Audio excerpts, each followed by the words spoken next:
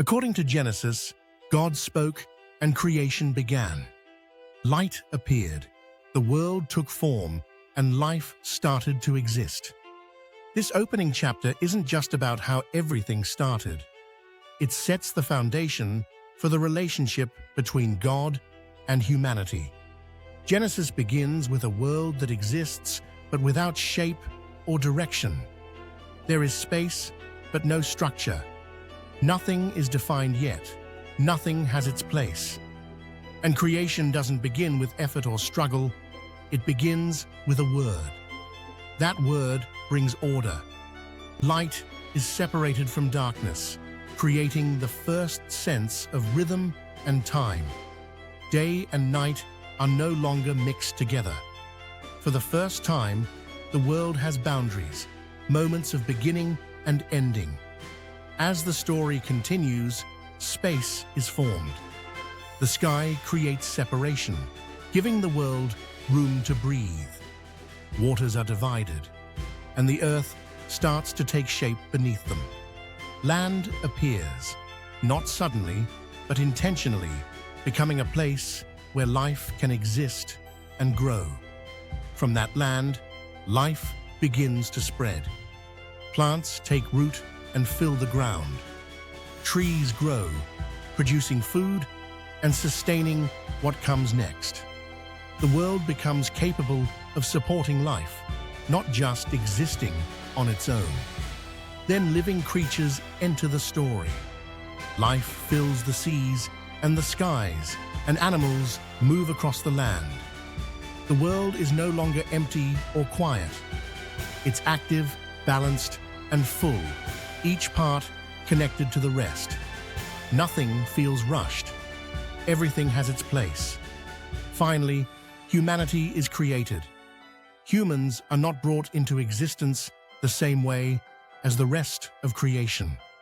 They are made in God's image, given the ability to reason, to choose, to build, and to care.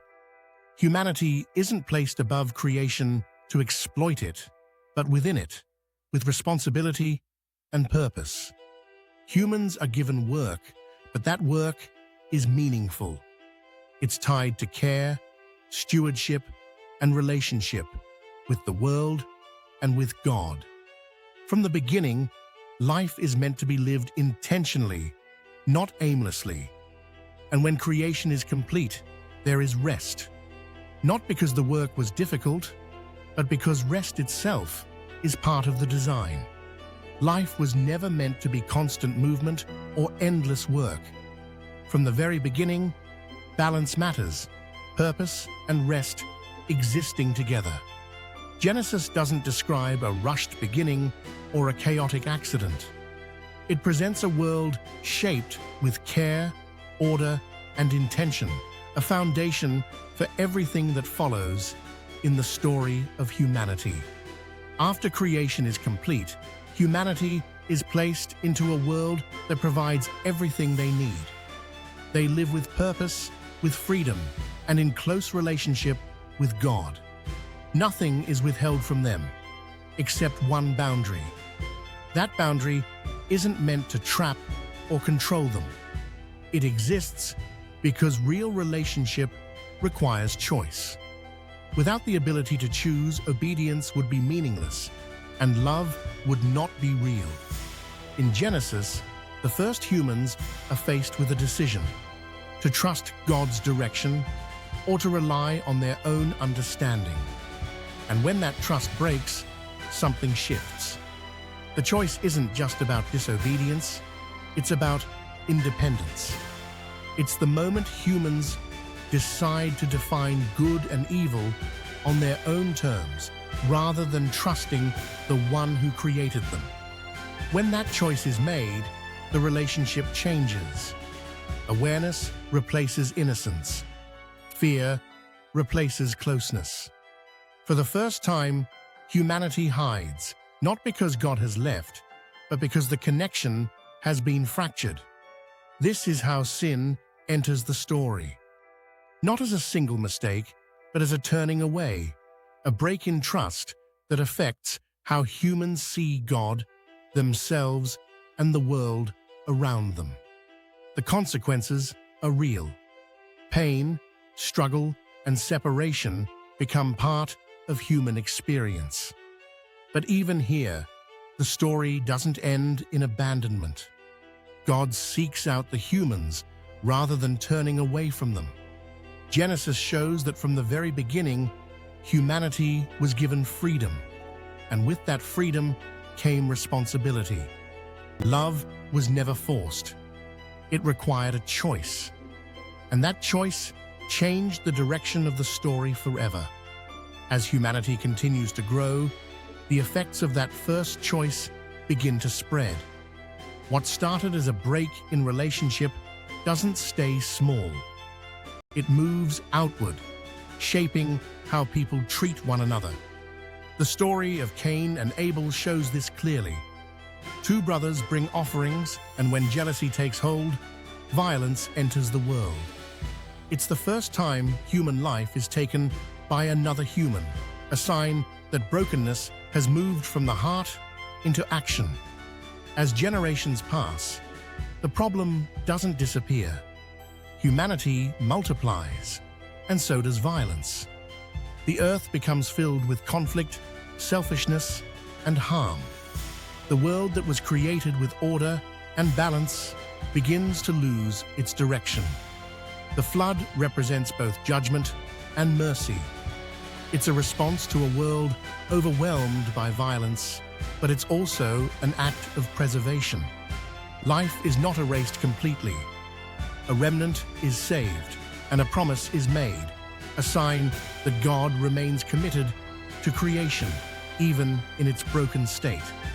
But even after the flood, humanity's struggle continues. At Babel, people unite around their own ambition. Instead of spreading across the earth as intended, they seek to build a name for themselves.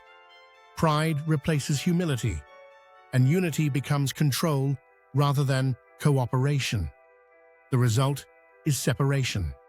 Language is divided, and people are scattered. What was meant to connect humanity becomes another source of distance. Genesis shows that brokenness doesn't appear all at once. It grows layer by layer, generation by generation. Violence, pride, and separation take root, and the world God created begins to fracture.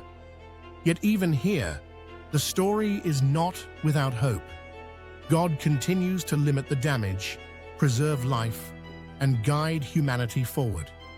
The consequences are real, but they are not the end of the story.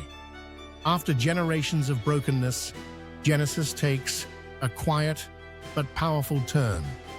The story does not end with violence, division, or failure. Instead, God begins something new, not by restarting the world, but by making a promise. God chooses one man, Abram, later called Abraham. He isn't a king, a warrior, or someone with power or influence. He's simply a man living an ordinary life. And God calls him to trust, to leave what is familiar and step into something unknown. The promise is clear but far-reaching. Abraham is told that he will become part of something much bigger than himself. Through his family, blessing will come, not just to one group of people, but to all nations. This moment changes the direction of the story. Instead of humanity reaching upward in pride, God reaches outward in grace. Instead of separation increasing, a path toward restoration begins to form. The promise to Abraham isn't fulfilled all at once. It unfolds slowly across generations, but it becomes the foundation for everything that follows: the people of Israel, the covenants, the laws, the prophets, and ultimately the hope of restoration for the world. Genesis ends not with everything fixed, but with a direction set. Brokenness still exists, but now there is purpose. The story is no longer just about what was lost, but about what God intends to restore. Through one promise given to one man, the rest of the Bible begins to take shape. Genesis is not just a story about how the world began, it's a story about purpose, freedom, and relationship.